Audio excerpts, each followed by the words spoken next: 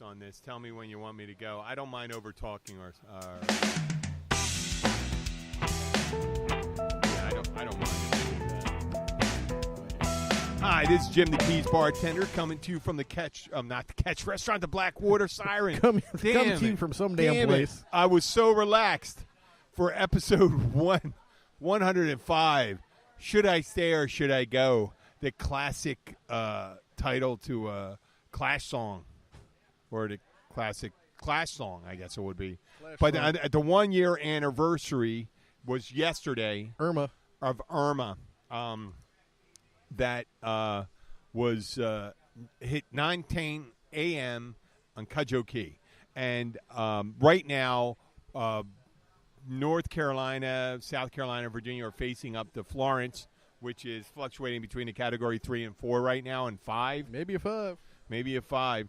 And we thought because of the first anniversary and the things that we're going to, we're at the peak of the hurricane season. There's stirring out there. There's Isaac and the one with the H, right?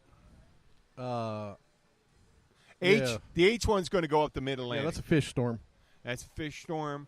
And Isaac's hugging the in between the Leeward Islands and the yeah, that's just good. You know, those southern storms, you're never sure because they could turn north early. They could recurve, come back around. You're just never sure where they go. Well, we're going to rehash the evacuation and the hurricane and aftermath over these next two shows. And so let's harken back to August 30th. Harken back to August 30th, 2017, last year. That's when Irma developed as a tropical wave off the coast of Africa, near the Cape Verde Islands. The favorable conditions allow for Irma to rapidly intensify into a Category 3 hurricane on the, it's called Saffir-Simpson wind scale by late August 31st. So that's 1 day from tropical wave to Category 3. Oh, yeah. It blew. Man, you got hot water out there? Bang. Yeah. Well, I mean, when it's deep, when the water's deep, it's closer. When it gets close, that's the reason why it intensifies so quickly out. But the water was so hot in 2017, even in the depths of the Atlantic it was. On September 3rd, now this is what I looked at all the models. On September 3rd, that's when all the models started having the cone, the southern part of the cone enveloped South Florida. And then it kind of showed it going from South Carolina to Florida. And from the 3rd on, the forecast models kept on moving closer and closer to the Florida Keys. Kept on moving south, south, south. And it fluctuated in those days between 2 and 5. Especially when it got so quickly across the Atlantic. And then on the and that was a big. It was on the 4th. It was on the 4th when we saw. It was September 4th when you saw that it was the Key Largo and south was the center of the cone. And and even then, every day, if I recall correctly, and it still moved. It bounced. It bounced. It kept on. From hour to hour. You think it could go left. It could go right. Every 8 hours. Oh, whenever they do the update. Whenever did the update, yeah. But that's what you got to worry about. This is where I'm speaking to people in South Carolina, North Carolina, and Virginia. You got to stay on top of it because especially your coastal islands, the outer banks, right on the coast. Well, the banks get hammered on a regular basis. I know, but you got to be on the ball there. You got to be ready to go way before. I forget which one it was, but this is probably 8-10 years ago. My nephew Jordan was living out on the Outer Banks, and they ended up. They named the one that was. I can't remember what it was. Was it Hugo? No, that was the one that hit Charleston. Okay. This was I can't remember the name, but they ended up putting their boat back in the water to get over to the house that they were living in because the road had washed out. Oh, shit. So they came down, and luckily the house was okay. Well, you got to be ready. Yeah, I mean, we're going to rehash what we did, and we'll circle back what happened. But So it's September 3rd, and it's approached, and then evacuation orders started being issued on Tuesday from the lower Keys. Yep. And here we are in Key Largo. Now, Bill Wissinger and his wife, Sandy. I was going to go Sandra. You can call her Sandra. Okay, Sandra. Bill and Sandra, they're adults, so they can make their decisions for themselves. But and I'm not trying to think. We were set both ways. You were set both ways, but I had everything set up to stay. But I mean, your structure was concrete, concrete, elevated concrete home, not near the water, up by US 1 in an X-flood zone. Okay. I had 100 gallons of gas, 3 generators, food for 30 days. I was going to be covered. You were like the survival guy. Yeah. Okay. Well, of course, I'm the survival guy. You know what? I'm not the survival guy, but I'm a thinker, and I thought about what I would need, and I had at that time Sky was 10 years old, and I had my little dog and my wife and her sister, and I thought I couldn't. Fuck no. No way. I mean, and my brother-in-law was staying. And he had, we could have walled up there. He did not have a generator, but he did have. You got to have a generator. He man. had. You gotta have a zombie apocalypse. Maybe he did have a generator. You got to have a big enough generator down here. You have to have a minimum of 100 gallons of fuel and stuff like that. You got to have a big enough generator to run your fridge and at least AC in 1 or 2 rooms, man. Because down here it's just miserable without AC. Or a fan. You know, you could live. You got to run. You got to be able to run AC. You got to be able to run a couple portable units somewhere. Well, people lived a long time without AC. Bill. Yeah, that's before everybody got pussified. Why, dude? And this is me talking. You know me. I don't want to fucking deal without AC. After I go sweat and fucking run the chainsaw. I lived on a sailboat for after I sweat a while, so I don't really. After I sweat and run the chainsaw for 8 hours, I want to go take. You're right. I want to go take a shower and I want to go hang out in the AC, man. Okay, so there were decisions that needed to be made on Wednesday. We talked about the prepping stuff, but I had the car full. Sandy had a big old Explorer at the time, and we had all of our documents and stuff in there. Yeah. Plus, I had all the car carriers for all the cats and the dog. Just so you consolidated everything. So we had everything ready, and up until I decided to stay, it was still up in the air because we were looking at it. Because if it was going to come straight across us, because luckily where we are in the Keys, at this point we can leave a couple hours before and boom, get out. Because the traffic by that time is gone. Well, I'm gonna talk about my experiences. That I'd like to hear about your decision making process. Okay, go ahead. You did. Yeah, you're talking about it right now. I like that. You had your stuff set, ready to go. We had the plan either way, and when it kept bumping south and bumping south and bumping south, the more it bumped south, the more I was comfortable staying. You made your decisions due to experience. I had lack of experience, but I try to use logic, and in this instance, it did work. In this instance, it did. It may not. I think maybe I got advice from people. Well, the problem is if you're on, the guys down in Key West. Hey, how you doing? The guys down in Key West is kind of like the guys in the outer. It's kind of like the guys down in the Outer Banks where there's only so many roads out. There's only so much time. You've got to plan. If you haven't left 12 to 14 hours before the storm's gone, you're not getting anywhere because all the traffic on the causeways and all the bridges are going to be locked down. So you're going to be stuck. Yeah. So in situations like that, you really have to plan ahead because that decision's got to be made way before I made mine. Well, on Wednesday the 6th, I put up the storm shutters. This is the process we go through. You always hear they do on the radio. I think on television and radio. Actually, the talking about building your storm supplies. Now that's for people that are stuck behind. Now, if you're evacuating, obviously you cannot carry everything. Like fill your tubs up.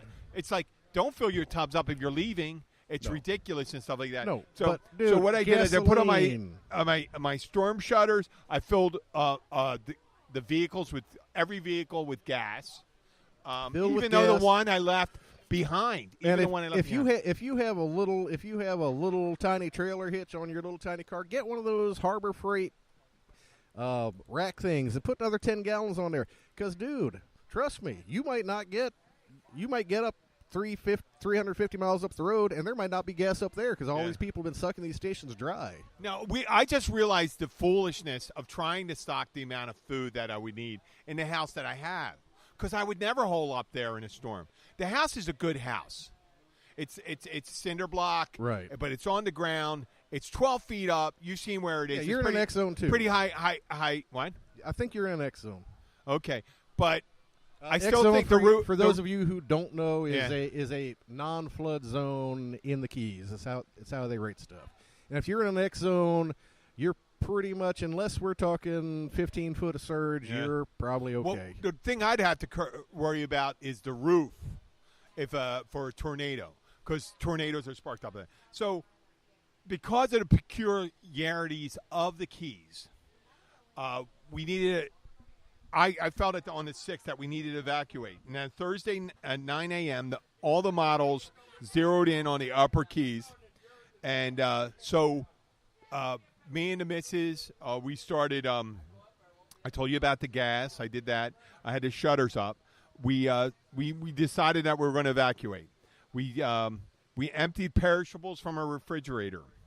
We cleaned it out. We put, the things that you don't worry about, like jellies or anything like that wouldn't perish once the power went off. Because we intentionally, when we evacuate, we shut off the power. We also went out to the water, to the street, and shut off the water. And then at the last final act, after we packed 7 days of clothes, all the documents we need, birth certificates and things that needed to say who we were, and all the things that we necessarily need. When you're leaving a burning building, you got to think how much. I mean, burning buildings are much more foreshortened time for leaving, but when you're leaving, you got to think, what absolutely do you need to leave with, right? When you're leaving, evacuating, you got to think, the minimum I need? And it's all the documentation, like birth certificates, passports, identification. But luckily, with the cloud storage, you don't even have to worry about any of your zip drives or anything like that nowadays and stuff like that. Well, no. But we when we evacuated, I told them that I had my laptop, empty my perishables for my thing. All the electronics that had things like laptops. I had my laptop and I had physical backups because I still do some IT work. I'm trying to get myself fired from most of these places, but still do some IT work. I had the physical copies of their drives with me. We have iPhone, iCloud backup, and I'm talking about big databases for insurance companies and doctors' offices and shit like that. I had all that. I got those out of my little fire safe and had those stashed with me, and I was going to take those with me. We had a total of 240 gig storage on cloud. We had the items that we thought we needed, all the electronics. I packed up. We're taking one vehicle. It was Abby, Sky, my sister-in-law Yolanda, Roxy. A week's worth of clothes, some dry food in case God forbid, we were stuck on the road. Food for Roxy, our dog. Yep. Hey, you know what? We're not assholes. People that are abandoning their animals, man. How the fuck are you going to abandon that? If you have an animal, if you're not eating, obviously, if you're not going to take cattle that you're going to eat and stuff like that, shit like that, because but you're if they're indoor house pets, they need to come with you. We took 4 cases of water. We didn't know what we were thinking. We took 2 handles of vodka. I'm going to take 2 boxes of Cabernet, 6 bottles of assorted wines. You know the funny thing about the whole storm? I had like 4 cases of Bud Light, and I didn't touch a beer for I don't know, till like a week and a half after. Are you serious? You didn't have a beer during this? Dude, no, I'm sitting there. I'm running the damn We were drinking the whole time. I'm running the damn chainsaw all day. I'm going over and helping people and cleaning out shit. I was busy. I'd get home. I'd hit the shower. Boom. I wanted to go to bed. Okay.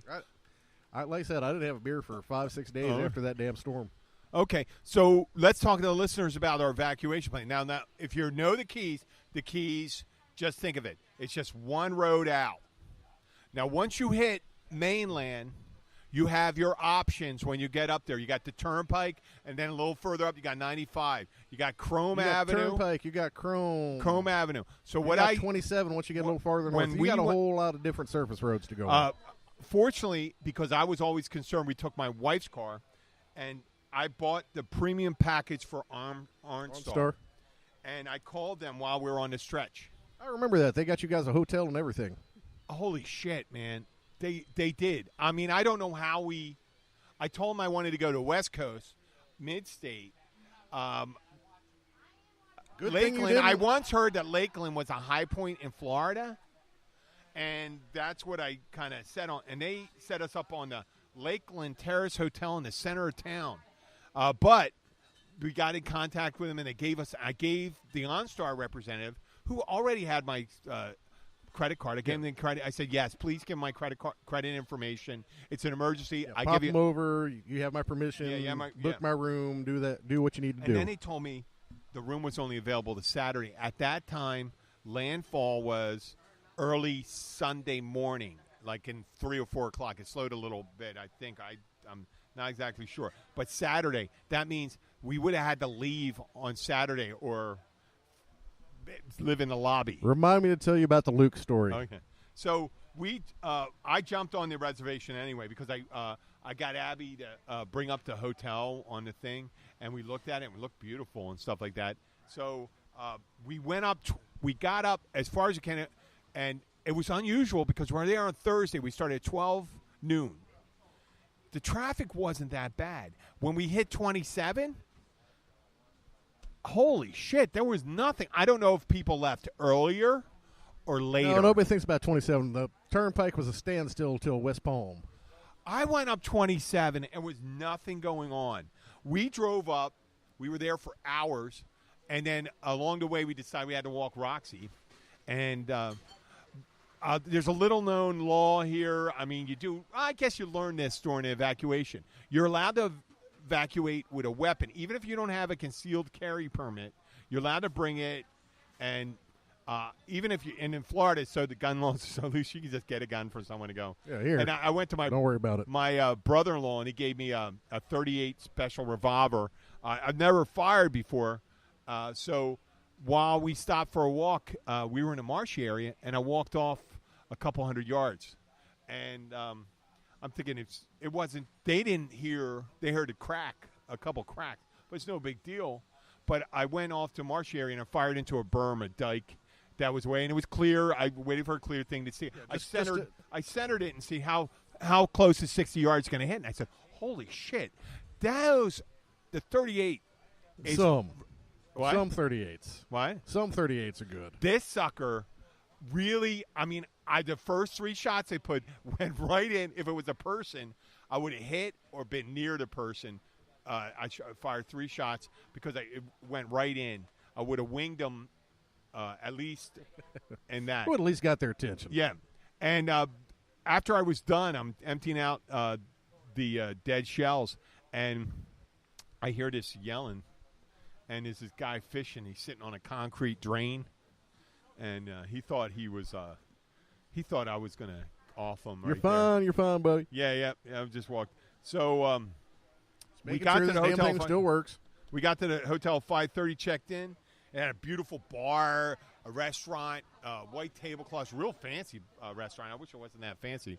I don't even think we ate there because we didn't know how. I'm a bartender. We couldn't just start spending cash right away because I wasn't earning any money. Because we're not people. We don't take vacations where we get paid. Yeah. We don't get paid vacations. Yeah, no. We take a vacation. Musicians, same way. You take vacation, you better have some money in the bank because you ain't getting paid. Yeah, there's no fallback. But eventually, the girls were going up to the room again and settle in, and I went back to the desk to discuss the reservation. And I said, after a little investigation, I said, how long? You have a booked hotel this weekend? They go, yes.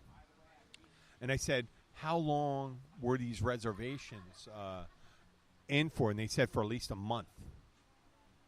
And I said, do you think they're going to show up? Can you put me on a wait list? Wait list or a will call list or something like that. And it wasn't until like 10 o'clock.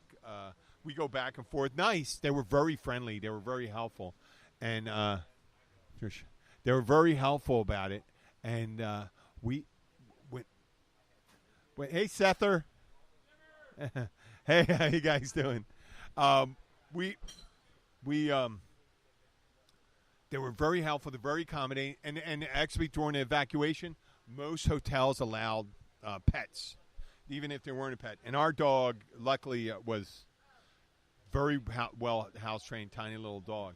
So when I heard my friends were scrambling to find rooms over the weekend, I thought maybe hotels should be a little more proactive about researching previous reservations, because most of the because online they have 24-hour cancellation fees and cancellation policy, so people would wait even though you're from outside the area. They didn't cancel their flights.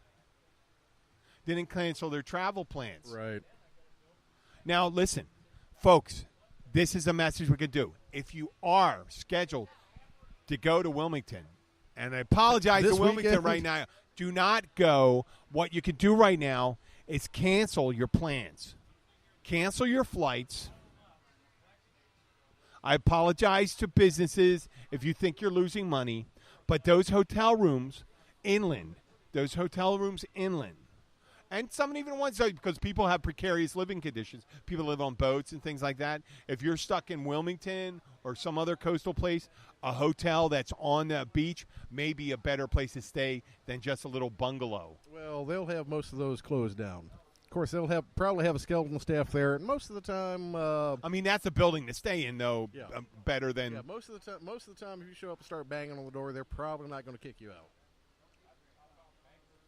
No, they're not. But you know what? When people are evacuating, if they hear that it's booked up, they'll continue north. And that's why we had people staying in Kentucky, Alabama, and all these different places. Remember the evacuation? Dude, Albert fucking evacuated Georgia, never came back.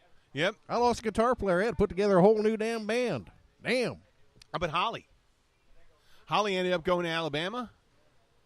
She went all the way up the state, all the way out. Now, listen, Lakeland is even halfway up the state. There were plenty of hotels. There were hotels in the area. They're sissy. There were It's about 12 hours to Pensacola. Yep. And that's just on the other side of the Alabama line. Yep. So I bet there were hotels in Homestead that were that had available rooms. But when you hear they cannot, because on your computer system, if there's a reservation, that room is not available. Right. And people aren't nimble in their thinking. Right? Like, when was this reservation taken? Is this a new reservation? If it's a new reservation, it could be someone that came in there, right? Or later. So I would strongly urge the people in North Carolina, South Carolina, that work in the hotels or don't work in the hotels. If you're looking for a hotel, ask questions when you're looking for a place. Pick your place. Pick high ground.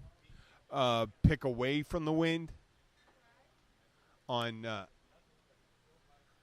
There's all sorts of places that got wind to close. If you're waiting till the last minute. This is the last minute. For them? Yeah. What are we here? We're Tuesday. Tuesday and Thursday, Friday. Oh, this is pretty much when we evacuate. They're thinking landfall this is Friday morning. This is the same time. Yeah. No, they're thinking landfall Friday at 2. I think the last one I saw. Thank you. Hey, Jim's here. Jim brought Say beer. hi, Jim.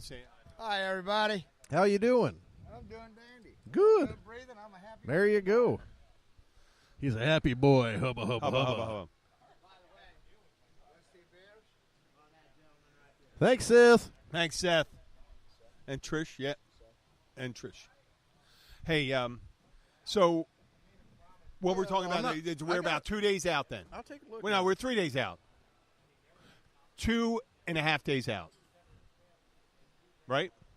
Let me pull it up here. Let me go NOAA. There we go. Hurricane Center. Let me look at the latest chart here. We're looking at today. Well, while he's doing that, we on Thursday. Okay, so it's 3 days away from the hurricane. Thursday night, we were settled in. We're in Lakeland. Let me get my glasses. Lakeland. We're the hotel that OnStar set us up in. It's a block away from the center of Lakeland, Bill. There's bars and restaurants. We ate in this great little pizza place, Italian place. We hung out Saturday, had cocktails on the patio. They had happy hour at the bar. So damn. happy hour at the bar, yeah, right. And they had a beautiful little wooden bar inside it with that. I mean, it's the way it was set up in there. This place must have been from the 30s or something like that. And well, it had to be post 30s because no one built a hotel like that pre-prohibition. There we go. We're looking at 8 a.m. Friday. Is what 8 a.m. Friday. So. About you're going to start seeing tropical force winds. 64 hours, 64, 63 hours from now. So if you're in the cone, it behooves you. You're going to start seeing winds probably 24 hours before that. The tougher it is for you to leave, the smaller the egress is for you to leave. Small causeways, lots of high population, low availability of highway. Wherever you're going, wherever you need to go to be safe, because you don't want to go into the lowlands, right? No, because they're expecting up to 18 inches of rain. Well, hell, even in the mountains, well, in the mountains even worse sometimes because the ravines, right? Unless you're on the high ground. Sandy's parents live up at east of Asheville, up in western North Carolina. Yeah. And a few years back, one of the storms came across and dumped, 2 foot of rain on them. And, dude, they couldn't get off their mountain for 3 days until they got the backhoe or the front end loader down there to clean out the rock slides. Well, just for that, it depends on your position on the mountain. If you're at the bottom of the mountain near a ravine, if you're part of where the water goes, right? Yep. That's where you got to watch out. If you're not, if you're on a high point and you could tough it out. Well, that's the same thing. They had no problem there. He's got he's got the same mind view as I do. He's got enough food for a month at all times. He's got a big 20 kW that'll run the whole house. Runs on propane. He's got a gazillion gallon propane tank buried back there, so he's fine. So I'm trying to tell these people what they expect. So that's if you have those things, you're on you have a structure that's above code. Yeah, being stuck on the mountain for a week wasn't his issue. It's just it's getting out. I'm getting bored. I want to get my ass in town. We have medical conditions and things like that. You got to watch out for that. But Thursday night, Friday, we're waiting. And it's just getting closer and closer. Saturday, Friday morning, you start seeing it. You're going to talk Friday morning. They're talking about it hitting, and Thursday morning you'll probably start seeing decent winds and rain. And when it hit on, they said the landfall was 9:10 a.m. We started seeing down here. Bill started seeing, and that's when on Saturday I started calling up Bill and Chris Yulin and David Kay, and Bill started telling us about the winds. Yeah, we were already getting good winds Saturday. Getting good winds, and then we're getting storm surge. I had everything done Friday We were doing night. And if you want to, go back to those actually, podcasts. I finished up on the 9th, on the 8th and the 9th. I finished up Luke's. Okay, and this is a cautionary tale for all you people out there that have storm shutters and all that. The time to put your storm shutters up is probably now. Don't wait until the day before and realize that you don't have all the connectors and the rails aren't mounted. Oh, yeah. Because I went over to Luke's house at fucking... There were no connectors and all? 8 o'clock on fucking... Saturday? Friday night. Because Kim called me because Luke was trying to put up storm shutters, and Luke's not the most fantastic guitar player, but not the most mechanical person you ever want to deal with. So he's got none of the clips to put the shutters in place. Some of the rails weren't mounted. So I walked over there with all my shit, my big old hammer saws and Tapcons and all that shit. You know what? I've lived down here only 11 years, but I put up shutters 5 times. So I got used to it. Yeah. And I'm finding the fittings and all that stuff. But I did it. You do it. You need the washers. You just can't put a screw on a hole that's slightly bigger than the hole. You have to have the washer there to hold it in place. So I walked down with all my shit, and luckily I got all this stuff because I just finished doing like my house and a dozen other houses. Mine was done on Wednesday, and some guy at the KLI, Key Largo, the hardware store, said, "What are you doing? We don't do it on that. We don't do it until right before." I go, listen, if you're evacuating tomorrow, I'm prepared to evacuate tomorrow. See what happens. We wake up on Thursday. We see where the models are. If the models, which was, you know what? It was foolhardy either way. I should have just gone anyway. Because it could still, even if it looked like it was going to go east of us or west of us, I still should have went. Well, I had friends evacuate to Fort Myers. And they got hammered. Marco Island took the center of it after that. Yeah, they got hammered. Yep. My friend Pam, she and her husband went up to their daughter's house up there. Yeah. And I helped them put their shutters up down here, and they showed up just in time to help her daughter put her shutters up, and they re-evacuated once they did their initial evacuation. Well, but back to the cautionary tale. Make sure all your shit works before you go set it up, like a day before the storm. So, like I said, I had a mount. You got to make sure. Well, you got to. You should. I had a mount. When you first hear the storm, you got to make sure that your generator works. I had a mount. You got to make sure you got your food Right. because I'll tell you right now, your shelves are empty of water, peanut butter, and if you have Spam, if you haven't corned fired up your beef. generator since 2 years ago with the last hurricane that came through, I guarantee you your carburetor's filled with shellac and shit, and you're gonna have to get there and clean that whole goddamn thing out before it runs again. And I guarantee you this also, there are guys down here in Florida that are buying up generators and put them in the trucks right now, and they are ready. They will be driving up there, and they will be charging you a premium of $200 yeah, that's on it. still stupid. What? That's still fucking, dude. If you got, I brought you a generator. I gave Jimmy Hawkins a generator. I gave the whole goddamn world generators because I had power the whole way through. No, We but never that's lost what they power. do, right? But dude, if you got extra shit, share with your buddies.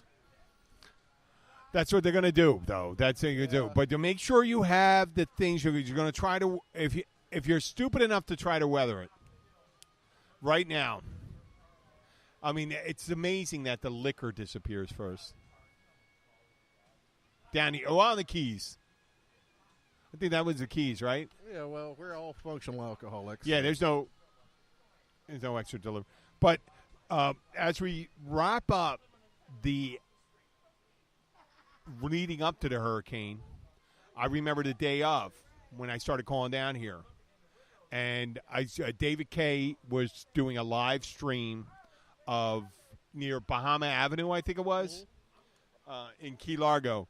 And there's 5 to 4 feet of water going down the street. You see refrigerators, cars going down, which wasn't, considering it was a Category 4 hitting at Cudjoe Key, that well, Big Pine and Big still, Pine, whatever you want to call it, that it was amazing that more damage didn't happen north. That's 70 miles away. Yeah, and we'll talk about the aftermath tomorrow, but we're going to still talk about today what we can do to prepare. So right now, if you're worried about losing money and not making a mistake, there's a lot more. If you don't have a structure like Bill had, and you don't have the generator, you don't have the supplies, you do not want to be stuck behind. It's best to go and beg, borrow, and might I say steal. That's borrow. the reason why I packed. I was packing heat when I went there. I didn't know where I was going. If it's your neighbor's stuff that you're borrowing, make sure you return it with a 12-pack. Yep. If you need propane, you're gonna have to cook. Yep. Shouldn't eat raw food. Make sure you fill. I mean, that's silliest things. Fill up your tub. Fill up every container you have with water. And you're not filling up the tub for drinking water. You're filling up the tub so you can flush your toilet. Yeah. Well, down here we're going to worry. Well, shit yeah, I we mean, got actually, vacuum systems save a now. little. If you have bleach, have some bleach with you, because you can treat. If you do need to use it for drinking water, if you get stuck, I mean, that's extreme. There are chances that, but no, you fill up your big. I'm not sure containers. how we're going to work on the vacuum system if we ever get to that day. What? With flushing the toilets with flushed water, because we got off the septics and now we're on the vacuum pumps. Yep. I'm not sure how that's going to work. Well, yeah, I mean, because I know the holding tanks of those little pump stations aren't too big. Yeah, and my guitar player actually the works Cure for them. there. I remember, and we'll talk about that tomorrow when we're going to talk about the pressure levels of the water when it goes south. And I mean, that's its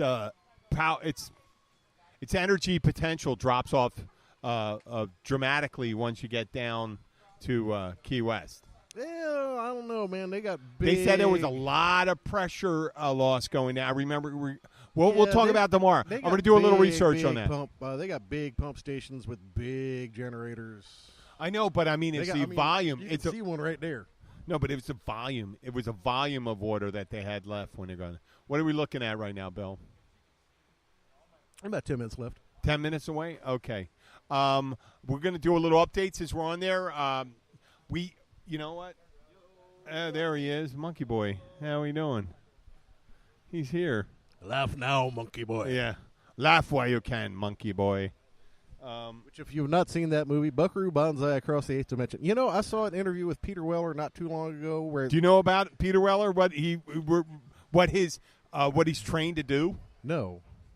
He is a historian of Act in antiquities. every bad he's a science professor. fiction movie I ever? know, but he's a professor. Well, he was in a good one. He was in Into the Darkness I don't remember that one. Star Trek. No, it's a new one. Oh, okay. It's a new one. It was actually a reboot. The reboot where Chris Pine's playing it. Okay. And they actually had a good Good script for him? Yeah, good script. Spock. Damn. The Spock was a good guy. Spock was very physical. Yeah. Spock was a badass. I can't imagine Peter Weller doing good science fiction. They used anyway. Khan was Benedict Cumberbatch, Yep. and Peter Weller was this admiral who it was pretty dark. His intentions were pretty dark. Wasn't that dark. He just went down the wrong path. There you and go. his daughter, he actually screwed his daughter over too. It was the girl from She's Out of My League. I don't know. You never saw that one? No. Oh, it's Hot Blonde. But whatever it was, Peter Weller is a professor of antiquities, majoring in Roman history. There you go. Yeah. He knows Latin. Cool. He knows all about, Probably knows Roman- Attic Greek, too. Hey, if you want to talk about, I had a heavy dose of American history, Roman history. It spans centuries Yeah, I know, it and goes forever. centuries. But anyway, I don't know. It's like 800 years. Where we were And- going on this is a few years back on the internet. I caught an interview with him, and he was talking about that somebody's actually got the continuing adventures of Buckaroo Banzai in pre-production. They're talking about trying to do another one. Oh, who's going to play him? Peter Weller. He's going to play him? Yeah. He's going to do Buckaroo Banzai. And, Buckaroo Banzai was a brain surgeon. Astrophysicist. He Stuntman. ran a stuntman. He was a guitar player. rocket car. Well, that's for a band in the band. Yeah. Rocket car driver, because that's what he used to go into the eighth dimension. All-around Renaissance man. Yeah, He was my hero. He was. He was. I wanted to be Buckaroo Banzai. He was cool too. Oh, you know what? He was cool. Was Billy Zane in that movie? I don't think so. The guy looked like James Franco was in it too. Last James Franco was last Billy not Zane even movie born. that was worth watching was probably Phantom. Not Titanic. No, The Phantom. That was actually pretty good. Billy Zane Zane movie. Billy Zane did go do the dark side. Yeah, he went a little bit batshit crazy. Shaved his head. Well, he had a big cameo. He was Derek Zoolander's backup. He backed him up in Zoolander when he had to get a. He got into a walk-off with Owen Wilson. I think they called it a walk-off when they had to go and do their looks and stuff like that. And Billy Zane was his backup for it. Well, tomorrow, I've been thinking about something with Luke. You know how cats get distracted? How do you get cats not to be distracted? Feed them. What? Feed them. Not only that, what do people use to get their attention? You don't have a little cat toy? Not You just have a a cat Luke toy. toy? How do you do to get their stop doing You something? don't have a joint on a stick? I'm thinking like a squirt bottle. I think a little squirt bottle. No. I think it'd be funny. No. I'm not going to do it to Luke. That'd be humiliating. But I really feel like sometimes getting. No, I'm liking the joint on the stick though. Just hey over here, hey over here. I'm thinking about getting one of those little. What do they call those? You know what I'm talking about? The things that use the oils. Oh yeah, now I do know. One of those little Vapes. Vapor burner, Vape oil pens. burners, whatever. Vape pens. Yeah. It goes across the coil, and then it. Yep. Yeah, I mean that's a big thing right now. Eventually, there'll be a day that Luke won't be controversial because pot will be legal, and there won't be no controversy. It'd be like Luke. It'd be like Luke talking about buying extra toilet paper. What's the big deal about it? Let's hear about it. So, I wonder if they're doing a cook-off. Oh, these guys come to the catch too. They were here. They were there on Sunday night. Cool. I had to corral. That was like corralling cats. Hey, did you work Friday at the catch? What? You work Friday at the catch? Yes, I do. Okay. Are you there? No, I had another gig, but I'll talk to you about that later. Oh, what's the catch? You want to? I mean, what? Yeah, no. I was just curious. Eventually, that's an off-air discussion. My idea is eventually when we monetize the show, that I get more time off, and then I can. If I'm whatever bands that are associated with obviously your band, whatever band you're playing with, we could do gigs there, and then I can get a sponsor to come in, and we can go and do it. Either you get a gig, and I can come in and provide some, actually more oomph to it because we can bring a sponsor in and provide it, or we provide the thing getting in there, and you come in as the band. However you want to do it. No, but it only works if you get more gigs, and it makes it easier, and you get more money. There you go. That's the way we do it. And you know what? We do have. Right now I just want to talk real briefly about. Once again, hopefully the owners of the business are listening right now.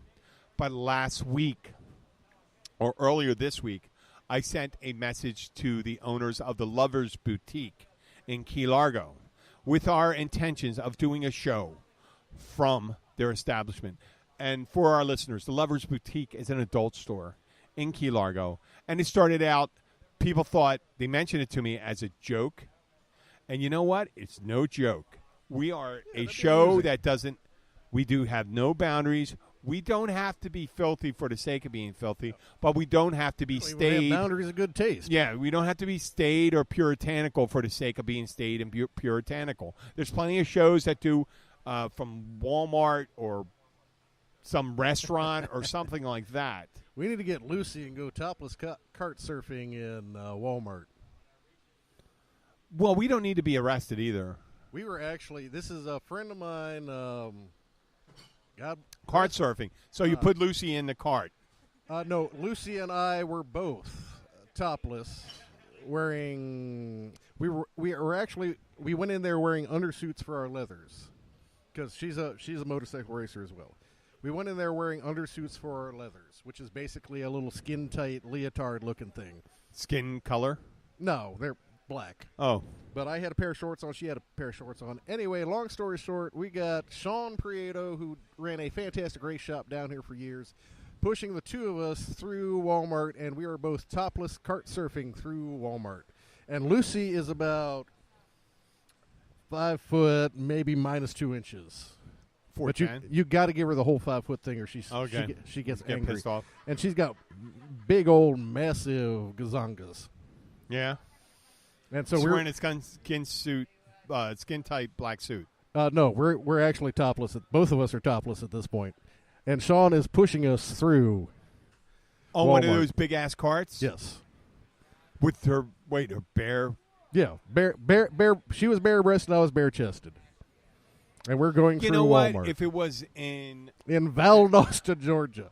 Really? If it was in France, they wouldn't even attempt to do it because there's no big deal about seeing bare boobs. In Valdosta, Georgia, on a Sunday evening. On a Sunday evening? On a Sunday evening. Holy crap. You couldn't buy beer then? Yes, you can in Valdosta. Oh, you can? Okay. You can in Valdosta. But I'm the sure. manager did ask us to leave.